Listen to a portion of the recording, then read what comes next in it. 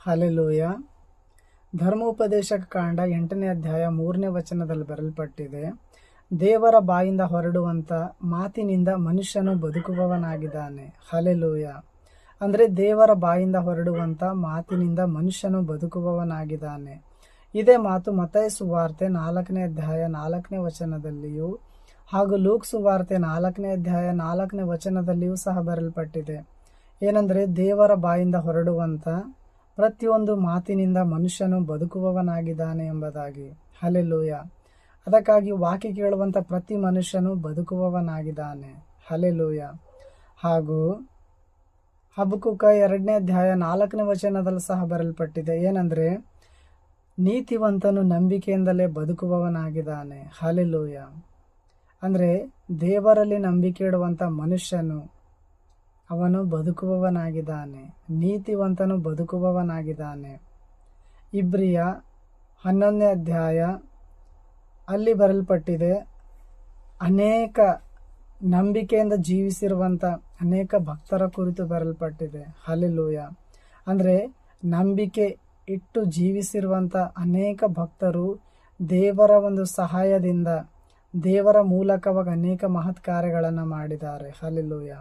ಆದರೆ ನಂಬಿಕೆಯಿಂದ ಅಂದರೆ ನೀತಿವಂತನು ನಂಬಿಕೆಯಿಂದಲೇ ಬದುಕುವವನಾಗಿದ್ದಾನೆ. ಹಲ್ಲೆಲೂಯ. ಅಂದರೆ ನಂಬಿಕೆ ಇಡುವಂಥ ಮನುಷ್ಯನು ಬದುಕುವವನಾಗಿದ್ದಾನೆ. ಹಲ್ಲೆಲೂಯ. ಹಾಗೂ ಅಂದರೆ ಇದೇ ಮಾತು ರೋಮ 1:11 ಗಲಾತ್ಯ 3:11ನೇ ವಚನದಲ್ಲಿ ಸಹ ಬರೆಯಲ್ಪಟ್ಟಿದೆ, ನೀತಿವಂತನು ನಂಬಿಕೆಯಿಂದಲೇ ಬದುಕುವವನಾಗಿದ್ದಾನೆ ಎಂಬುದಾಗಿ. ಹಲ್ಲೆಲೂಯ. ಹಾಗೂ ಯೋಹಾನ ಸುವಾರ್ತೆ 6ನೇ ಅಧ್ಯಾಯ 57ನೇ ವಚನದಲ್ಲಿ ಬರೆಯಲ್ಪಟ್ಟಿದೆ, ನನ್ನಿಂದಲೇ ಬದುಕುವಿರಿ ಅಥವಾ ಜೀವಿಸುವಿರಿ ಎಂಬುದಾಗಿ ಯೇಸು ಕ್ರಿಸ್ತನು ಹೇಳಿದ್ದಾನೆ. ಹಲ್ಲೆಲೂಯ.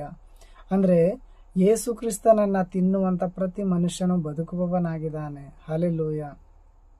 ಯೇಸು ಕ್ರಿಸ್ತನನ್ನು ತಿನ್ನುವಂಥದ್ದು ಹೇಗಂದರೆ, ಯೇಸು ತನ್ನ ದೇಹವನ್ನು ತಿನ್ರಿ ಎಂಬುದಾಗಿ ಕೊಟ್ಟಿದ್ದಾನೆ. ಅದು ರೊಟ್ಟಿ ರೂಪದಲ್ಲಿ ರೊಟ್ಟಿಯನ್ನು ತೆಗೆದುಕೊಂಡು ತನ್ನ ಶಿಷ್ಯರಿಗೆ ಕೊಡುವಾಗ ಏನಂದಿದ್ದಾನಂದರೆ, ಇದನ್ನು ತೆಗೆದುಕೊಳ್ಳಿರಿ, ಇದು ನನ್ನ ದೇಹ, ಇದನ್ನು ನೀವು ತಿನ್ನುವುದ್ರ ಮೂಲಕ ಬದುಕುವಿರಿ, ಜೀವಿಸುವಿರಿ ಎಂಬುದಾಗಿ ಹೇಳಿದ್ದಾನೆ. ಹಲ್ಲೆಲೂಯ. ಅದಕ್ಕಾಗಿಯೇ ಈ ದಿನಗಳಲ್ಲಿ ಚರ್ಚ್ನಲ್ಲಿ ಯೇಸುವಿನ ದೇಹ ಎಂಬುದಾಗಿ ಕೊಡಲ್ಪಡುತ್ತೆ. ಹಲ್ಲೆಲೂಯ.